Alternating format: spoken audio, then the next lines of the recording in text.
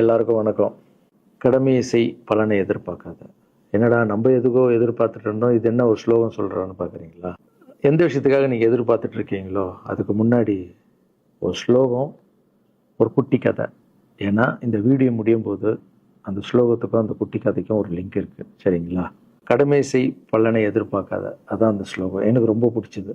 என்னடா இது கடமையை செய்ய சொல்கிறாங்க, பலனை எதிர்பார்க்க வேணான்றாங்கல்லன்னு நிறைய பேருக்கு அந்த ஸ்லோகமில் ஒரு டவுட் ஒன்று இருக்குது. வேலை பண்ணுறோம், வேலைக்கேற்ற கூலி எதிர்பார்க்கக்கூடாதா? இவ்வளோ கஷ்டப்பட்டு உழைக்கிறோம், சம்பளத்தை எதிர்பார்க்கக்கூடாதா அப்படின்னு. அந்த ஸ்லோகத்துடைய முழு மீனிங் என்னன்னா ஒரு கதையாக சொல்லிடுறேன். ஒரு பெரிய வீடு, ஒரு மிகப்பெரிய பணக்காரர். அவர் ரூமு மட்டும் க்ளீன் பண்ணுறதுக்கு ரெண்டு ஆட்கள் இருப்பாங்க. ரொம்ப பிடிச்சவங்களும் 2 பேர் அந்த ரூம் க்ளீன் பண்ணுறதுக்கு வச்சுருக்காரு. அவர் மிகப்பெரிய பணக்காரர். அவர் இப்போ 2 பேரும் வந்து ரூம் துடைக்கிறவங்க. ஓகே, அவர் காலையில் ரெடி ஆகி அந்த ரூம்லேருந்து வெளியே வரும்போது அவங்க துடைச்சிட்டு இருக்காங்கல்ல, அதில் ஒருத்தர் வந்து அவர் பாட்டுன்னு ஒரு வேலையை பார்த்துட்டு இருப்பார், துடைச்சிக்கிட்டே இருப்பார். இன்னொருத்தர் இருக்கார்ல, அவர் போய், சார் உங்கள் ட்ரெஸ்ஸு சூப்பராக இருக்குது சார், சார் நீங்கள் போட்டுக்கிற கண்ணாடி நல்லா இருக்கு சார், சென்ட்டு சூப்பராக இருக்குது சார், நல்லா இருக்குது சார், சூப்பராக இருக்கீங்க சார், எனக்கு பேக் கொடுங்க சார் அப்படின்னு வாங்கிட்டு போவார். இன்னொரு ஆள் வணக்கம் சார் சொல்லிட்டு வேலையை மட்டும் பார்த்துட்டு இருப்பார். இப்படியே தினமும் நடக்கும். அப்புறம் அந்த ஓனர் வந்து இந்த ஊரை விட்டு வெளியூருக்கு போகிறாரு. போகும்போது 2 வேலைக்காரங்களும் கூப்பிட்டு ஒருத்தருக்கு வந்து 1 மாதம் சம்பளம் எக்ஸ்ட்ரா, யார் கூட பேக்லாம் தூக்கிட்டு போய் எப்போ பார்த்தாலும் நான் சூப்பர்னு சொன்னார்ல, அவருக்கு 1 மாதம் சம்பளம் எக்ஸ்ட்ரா. இன்னொரு ஆளுக்கு ஒரு வீடு வாங்கி கொடுத்து அவரை, நீ என் கூடவே வந்துடுங்க, நான் அவர் கூடவே அவரை கூப்பிட்டு போகிறேன். இவன் ஓடி போய் கேட்டானா, சார் என்ன சார் தினமும் நான் தானே சார் உங்கள் பேக் எடுத்துருந்தேன், நான் கொடுத்த வேலையை நீ கரெக்டாக பண்ணல, நீ ஜால்ரா அடிக்கிறதுலையே இருந்த, எனக்கு இது நல்லா இருக்கு அது நல்லா இருக்குன்னு. ஆனால் அவன் வேலையை மட்டும்தான் பார்த்தான். வேலையை கரெக்டாக பார்த்தா பலனு கடவுள் கொடுப்பார், அந்த பலன் தான் இது அப்படின்னு சொன்னான். இப்போ விஷயத்துக்கு வருவோமா? திருச்சி கிழக்கு தொகுதி. இன்னைக்கு நான் என்ன முடிவு சொல்கிறேன் இதுதானே. நான் திருச்சி கிழக்கில் நிற்கணும்னா நான் முதல்ல அரசியலுக்கு வரணும். நான் அரசியலுக்கு வரேனா இல்லையான்றதை சொல்கிறேன். அரசியல் எப்படி என் வாழ்க்கையில் வந்ததுன்னு சொல்கிறேன். உங்களுக்கு நல்லா தெரியும், என் வீட்டில் குழந்தைங்கள வளர்த்துக்கிட்டு நான் பாட்டுன்னு சோஷியல் சர்வீஸ் பண்ணிகிட்டு இருந்தேன். மாற்றுத்திறனாளிக்கு டான்ஸ் சொல்லி கொடுக்குறது, ஓப்பனர் சர்ஜரி பண்ணுறது, பசங்களை படிக்க வைக்கிறது, ஸ்போர்ட்ஸ் எல்லாத்துலேயும் என்னால் முடிஞ்ச வரைக்கும் பண்ணுவேன். என்னால் முடியல மற்றவங்கிட்ட கேட்டு பண்ணிகிட்டு இருந்தேன். இந்த டைமில் தான் ஜல்லிக்கட்டுன்னு வருது. ஒரு சில விஷயம்லாம் ஃபாஸ்ட்டாக சொல்லிடுறேன், உங்களுக்கு தெரிஞ்ச விஷயந்தான். ஜல்லிக்கட்டுன்னு வருது, அதில் நான் போகிறேன், சாப்பாடு போகிறதுக்காக குழந்தைங்களுக்கு போகிறேன். அப்படி நான் அந்த ஜல்லிக்கட்டு நடந்து முடிஞ்ச விஷயம்லாம் உங்களுக்கு தெரியும். அப்புறம் என் மேலே ஒரு தலைவர் விமர்சனம். எதுக்கு தலைவர்னு சொல்லுவாரா, நம்ம அண்ணன் தான், சீமான் அண்ணன் ஒரு விமர்சனம் வைக்கிறாரு. அதுக்கு நான் மறுபடியும் ஒரு ட்வீட் போடுறேன், அவர் ட்வீட் போடுறேன். அப்போ தான் என் வாழ்க்கையில் அரசியல்னு எடுத்து அந்த நுழையுது. நம்ம சாப்பாடு போகிறதுக்கு போகணும், இது என்னடா இவ்வளோ பெருசாக இருக்குது, அந்த ஜல்லிக்கட்டு தான் எனக்கு அரசியலில் உள்ள நுழைஞ்சது, என்னடா இவ்வளோ பெருசாக இருக்குது அப்படின்னு. அப்படியே போச்சு. அதே தலைவர் தான், அதே சீமான் அண்ணன் தான் ரஜினி சார் அரசியலுக்கு வர்ற மாதிரி பேச்சு அடிபட்ட உடனே அவங்க சைட்லேருந்து பேசுகிறாங்க, தலைவரை பற்றி பேசுகிறாங்க. தலைவர் எனக்கு வந்து ஒரு குரு, என்னை வாழ வச்ச தெய்வம், ஒரு அப்பா மாதிரி, ஒரு அண்ணன், அப்பா எல்லாமே சொல்லலாம். ஸோ அவரை பற்றி அதிகமாக பேச ஒரு முறையும் சூப்பர் ஸ்டாருக்கு ஃபோன் போடுவேன். அண்ணா ரொம்ப ஓவராக பேசுகிறாங்க, டெப்பா கம்முன்னு இருக்கண்ணா, நீ சைலண்ட்டாக இப்படியே ஓரளவுக்கு தான் நம்மளால் பொறுக்க முடியும். அதுக்கப்புறம் ஆடியோ ரிலீஸ் ஃபங்க்ஷனில் என் மனசில் கடலாம் உடச்சி சொன்னேன், அதை நீங்களும் பார்த்துருப்பீங்க, தெரியும். அதுக்கப்புறம் ஒரு ரஜினி சாருக்கு ஒரு ஃபங்க்ஷன் வந்தது, அந்த ஃபங்க்ஷன்லேயும் பேசினேன் இதை பற்றி. உங்களுக்கு தான் தெரியுமா அந்த வீடியோ, யார் ஓட்டப்பந்தயத்தில் ஜெயிக்கிறது, இப்போ கூட அந்த வீடியோ போயிட்டுருக்கு. அதை பேசணும், அது பாட்டு அப்படியே போயிட்டு இருந்தது. அதுக்கப்புறம் பார்த்தீங்கன்னா ரஜினி சார் அரசியலுக்கு வரேன்னு அனௌன்ஸ் பண்ணுறாரு. பண்ணோடனே நான் போய் தலைவரை பார்க்குறேன். என்ன வரீங்களா, நியூஸில் வருது, ஆமாக்கா நான் வரேன். இன்னும் பயங்கர சந்தோஷம். ஏன்னா வாழ்க்கையில் ஒளி ஏற்றி வச்சவர், அவர் அரசியலுக்கு வர்றாரு, அவருக்கு சப்போர்ட்டிவாக இருக்கணும் நம்ம. அப்புறம் எல்லாருக்கிட்டையும் போய் நம்ம கேட்டுட்டு இருக்கோம், தலைவர் வந்துட்டாருன்னா எல்லாமே குழந்தைங்களுக்கு இன்னும் நிறைய பண்ணலாம் அப்படின்னு. என்ன நானும் வரேன் அப்படின்னா ரொம்ப சந்தோஷம் அப்படின்னு ஸ்ட்ரெயிட்டாக கிளம்பி நான் ட்ரஸ்ட்டுக்கு வரேன். என்னுடைய ட்ரஸ்ட்டு, என்னுடைய ஃபேன்ஸு எல்லாரையும் கூப்பிட்டு என்னுடைய வெல்விஷர்ஸ் எல்லாரையும் கூப்பிட்டு உட்கார வச்சு தலைவர் அரசியலுக்கு வராரு. புரியுதுங்களா? எனக்கு வந்து எழுத படிக்க தெரியாது, அதான் ஒரு ட்வீட் பண்ணணும், இதெல்லாம் ரெடி பண்ணுங்கன்னு தமிழில் சொல்லிவிட்டு அவங்க ரெடி பண்ணிட்டு இருக்க ஒரு டீம். இன்னொரு டீம் உட்காந்து என்கிட்ட கேள்வி கேட்குறாங்க. தலைவர் அரசியலுக்கு வந்து அவர் வந்து சிஎம் ஆயிடுவாரு, நீங்க வந்து அமைச்சர் ஆயிடுவீங்களாண்ணே?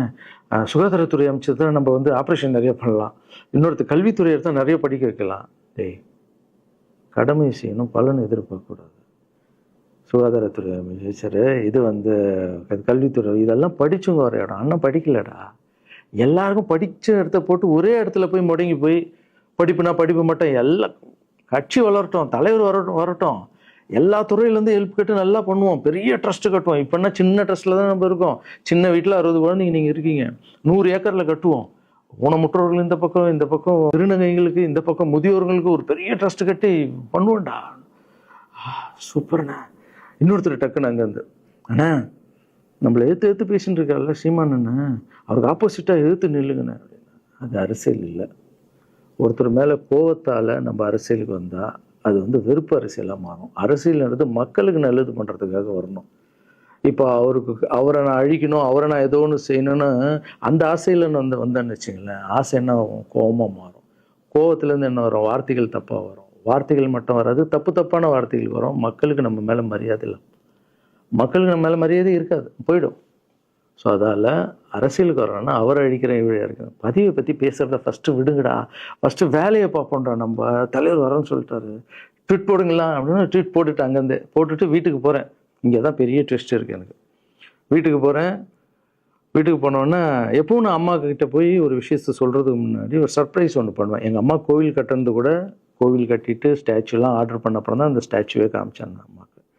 அதே மாதிரி அரசியல் விஷயத்துலையும் போய் சொல்லலான்னு அம்மாவை கூப்பிட்டு ஃபேமிலியெல்லாம் உட்கார வச்சு, அம்மா தலைவர் அரசியலுக்கு வர்றாரு, சரி கண்ணா, நானும் அரசியல் போடுறேன், இங்கே பரமா ட்வீட் போட்டிருக்கேன் அப்படின்னு. அம்மா முகம் டக்குன்னு மாறிச்சு. மாறிட்டு ஓகே கண்ணா, ஓகே கண்ணா சாப்பிடலாம் அப்படின்னு எழுந்து போயிட்டாங்க. என்ன இப்படி போக மாட்டாங்களே, ஒரு விஷயத்த சொன்னால் சூப்பர் கண்ணான்னு பேசுவாங்கள்ல, 1 ஹவர் அதில் இருக்கிற நல்லது கெட்டது எல்லாம் பேசுவாங்க, என்ன போயிட்டாங்க அப்படின்னு ஒரு ஃபீல். சரி, இது உடம்பு சரியில்லை போல, அப்செட்டில் இருக்கான்னு விட்டேன். அப்புறம் 2-3 நாள் அவங்ககிட்ட பேசவே மாட்டுறாங்க. கூப்பிட்டு, என்னம்மா உனக்கு பிரச்சனை? ஏதாவது தப்புன்னா அடின்னா அடிச்சிடுமா, என்னம்மா இப்படி பேசாமல் இருக்குன்னா, இல்லை கண்ணா நீ அரசியல் போனது எனக்கு பிடிக்கல அப்படின்றாங்க. ஏமா அரசியல் போனால் பிடிக்கல? இல்லை கண்ணா, அது ஒரு சாக்கடை, அரசியலுக்கு போகக்கூடாது. அது வந்து பணம் கொடுக்குறாங்க அரசியலுக்கு, ஓட்டு வாங்குறதுக்கு பணம் கொடுத்து தாங்க நான் ஜெயிக்கிறாங்க. அதுக்கப்புறம் ஜாதி இல்லைன்னுவாங்க, ஜாதி இருக்குது. மதம் இல்லைன்னுவாங்க, மதம் இருக்குது. அந்த சாக்கடைக்குள்ளே நீ போகாதப்பா. நம்மளுக்கு வாழ்க்கையை ஒளி வச்சு ஏற்றி வச்சவர் தானே நம்ம சூப்பர் ஸ்டார். அவர்கிட்ட என்னை கூப்பிட்டு போப்பா, நான் சொல்கிறேன். அவர் ஒரு ஆன்மீகவாதி, அவரும் அரசியலுக்கு வருவானா இந்த வயசில், அவர் நிம்மதியாக இருக்கட்டும், எதுக்கு அரசியலுக்கு வர்றாரு, என்னை கூப்பிட்டு போ, அப்பாயின்மெண்ட் வாங்கி கொடுத்துருந்தாங்க. அப்பாயின்மெண்ட் வாங்கி கூடா?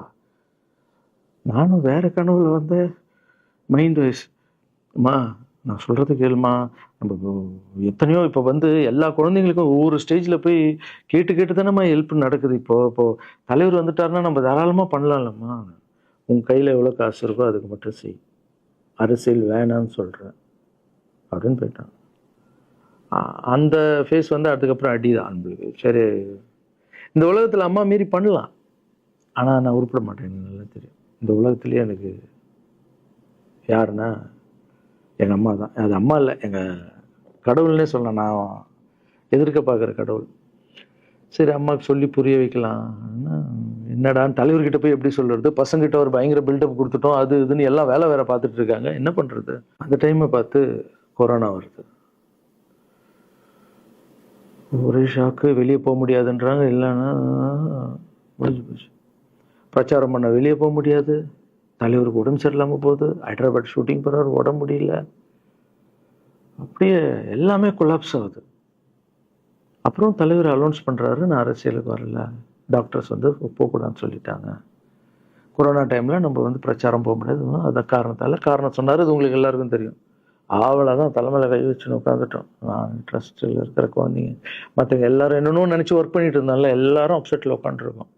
தலைவர் ஒருத்தம் போய் பேசி பார்க்கலாம் அவர்கிட்ட. தலைவர் வர்றாரு, கூப்பிட்றாரு, போகணும். அந்த மாதிரி தலைவரை பார்த்ததில்லை நான்.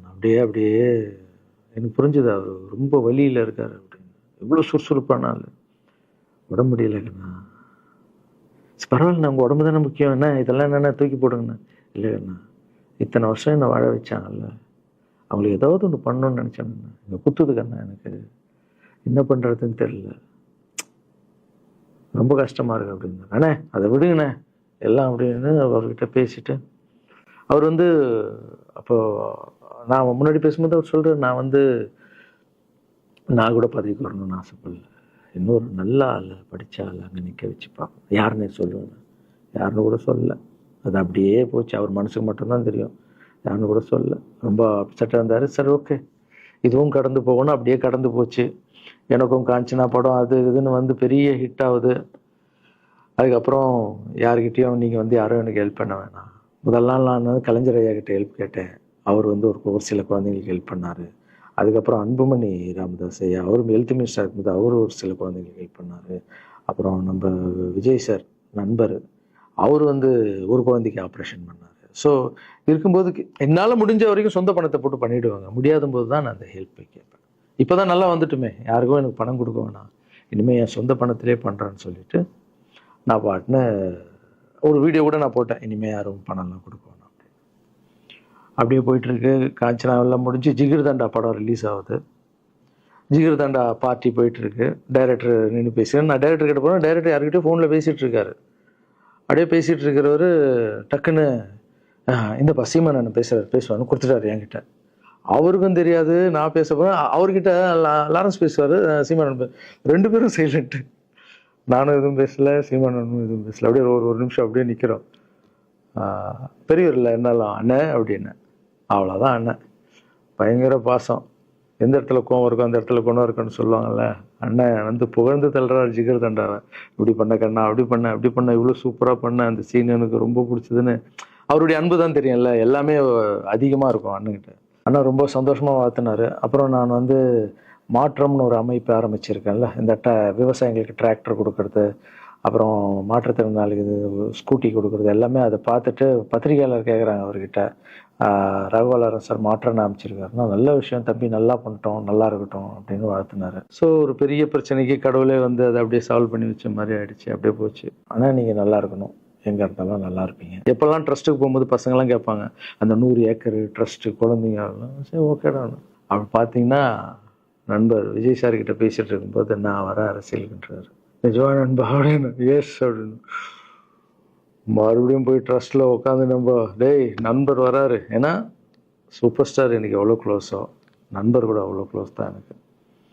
ஏன்னா மேகமாய் போகிறேன்ற சாங்லேருந்து நான் அவருக்கு டான்ஸ் மாஸ்டராக பண்ண ஆரம்பித்தேன். அதுக்கப்புறம் நிறைய சாங் பண்ணேன், சரக்கு வச்சுருக்கேன். அது உங்களுக்கு தெரியும், அந்த தாம் தக்க தீம் தக்க. அவருக்கு மட்டும் நான் ஸ்பெஷலாக பண்ணி கொடுத்துட்டு போவேன். தமிழ் வேறு யாருக்கும் பண்ண மாட்டேன். அவர் கூப்பிட்டா வருவேன், தலைவர் கூப்பிட்டா வருவேன், சாங் பண்ணிட்டு போவேன். அவர் வரணும் போது எஸ், ஏன்னா அவர் ஒரு முடிவு எடுக்க மாட்டார், எடுத்தாருன்னா அவர் நல்லா உழைப்பார், நல்ல உழைப்பாளி, பண்ணுவார் அப்படின்னு நினச்சி மறுபடியும் போய் ட்ரஸ்ட் ஆளுங்கெல்லாம் பேசுறதுக்கு முன்னாடி, ஐயோ அம்மா இருக்காங்களே பிடிக்காத, ஃபஸ்ட்டு அங்கே கரெக்ட் பண்ணணும்ல. அங்கே போனேன். அம்மா நண்பர் அரசியலுக்கு வராருமா, என்னம்மா அப்போ தான் ஓகே, இப்போ எல்லாம் மாறி இருக்கு, போகலாமா, நீ ஃபஸ்ட்டு அவர்கிட்ட ஒரு அப்பாயின்மெண்ட் வாங்க, நான் உன்னை கூப்பிட்டு போகிறேன் அப்படின்னா.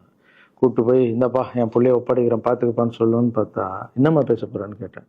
நீ அரசியலுக்கு வராத தம்பி, இது ஒரு சாக்கடை, நீ அரசியலுக்கு வராத, நீ ரொம்ப சைலண்டான ஆள், உனக்கு இதெல்லாம் செட் ஆகாது, பணம் கொடுத்தா தான் ஜெயிக்க முடியும், ஜாதி இருக்குது, மதம் இருக்குது, இதெல்லாம் தாண்டி வருது கஷ்டம்னு நான் அவர்கிட்ட சொல்கிறேன்ப்பா அப்படின்னு. நான் அப்படியே அம்மா புரிஞ்சுக்குமாண்ணா, டேய் மீன் குழம்பு வச்சுருக்கேன் சாப்பிட்றேன், அதே மீன் குழம்பு. ஓகே நான் நினச்சிட்டேன் நம்ம ஜாதகத்தில் இல்லை போல், சரி விட்டுடலாம், சரி இப்போ விட்டுருவோம், ஒரு 2-3 நாளைக்கு அப்புறம் மறுபடியும் பேசுவோம் அப்படின்னு மறுபடியும் பேசுகிறேன். அதே மறுப்பு தான். நானும் நண்பர்கிட்ட பேசுகிறேன், அம்மா இப்படி சொல்கிறாங்க நண்பா, அது அவங்களுக்கு தெரியல, அவர் நிறைய பேச மாட்டார், வயசானவங்க இல்லை, தெரியல, வந்தப்புறம் புரியும், ஒரே வார்த்தை தான். அதுக்கப்புறம் ஃபோனில் கூட்டணி கட்சியெல்லாம் வராது போது, நண்பா என்னடா யாரும் கூட்டணி கட்சி வரல நண்பா, இது அது நான் எனக்கு ஒருத்தரை பிடிச்சிட்டாங்கன்னா மனசில் பட்டதை எல்லாமே சொல்லிகிட்டு இருப்பேன். அது நல்லதோ கெட்டதோ, என் பழக்கம் அப்படி தான், பிடிக்கலாம் தூரம் ஒதுங்கிடுவேன். அப்படியே போகுது. எலெக்ஷன் வருது, அனௌன்ஸ் பண்ணுறாங்க, எலெக்ஷனில் நண்பர் நிற்கிறாரு. ரிசல்ட் அன்றைக்கி டோட்டலாக மாறுது எல்லாமே, அப்படியே தலைக்கீழே ஆகுது, புரட்டி போடுறாரு சரித்திரத்தை. வேறம்மா இப்போ முதல்ல தெரிந்து எங்கள் அம்மாவை தான். எனக்கு ரொம்ப ஆசையாயிடுச்சுன்னா எங்கள் அம்மா மேலே அம்மா பேர் கண்மணி. கண்மணி அப்படின்னு தான் கூப்பிட்டு போவேன். எங்கன்னு கூப்பிட்டு போனா அம்மா கொண்டு என்னடா இவ்வளோ உஷாரா வர, என்ன விஷயம், இங்கே வா உங்ககிட்ட தான் பேசணும். நீ என்னம்மா சொன்ன, பணம் கொடுத்தாதான் ஓட்டு போடுவாங்க, ஜாதி இருக்கு, மதம் இருக்கு, புது ஆளுங்களை வர விட மாட்டாங்க, ஜெயிக்க முடியாது, இதெல்லாம் சொன்னல. நண்பர் ஜெயிச்சிட்டார் பத்தியாம்மா. அந்த ஒரே ஒரு முகத்துக்காக ஓட்டு போட்டிருக்காங்க. நம்பிக்கையான ஆள் வந்தா போடுவாங்கம்மா, நல்லவங்கலாம் வரலாமா, புரிஞ்சுக்கம்மா, என்ன விடுமா. இப்ப என்னம்மா சொல்ற அப்படின்னு கேட்டேன்.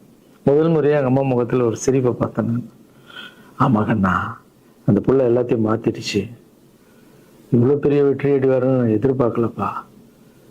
ஒரு நல்ல மனுஷன் வந்து பண்ணணும்னு நினைச்சா அது முடியுங்கண்ணான்ற நம்பிக்கை எனக்கு வந்திருக்குப்பா அப்படின்னு அம்மா சொன்னான். அப்ப என்ன போயிடலாமா, ஓகேவா அப்படின்னு கேட்டேன். போகண்ணா, நீ நினைச்ச மாதிரி பண்ணு அப்படின்னு அம்மா சொன்னோன்னு காலில் சாஸ்தாமா வந்தேன். தேங்க்யூ ஸோ மச்மா அப்படின்னு. ரொம்ப ஹாப்பி நான். அம்மா ஓகே சொல்லிட்டாங்க அரசியல் வர்றதுக்கு. இப்போ நான் தாய்க்கு நிகரான்னு நினைக்கிறேன்.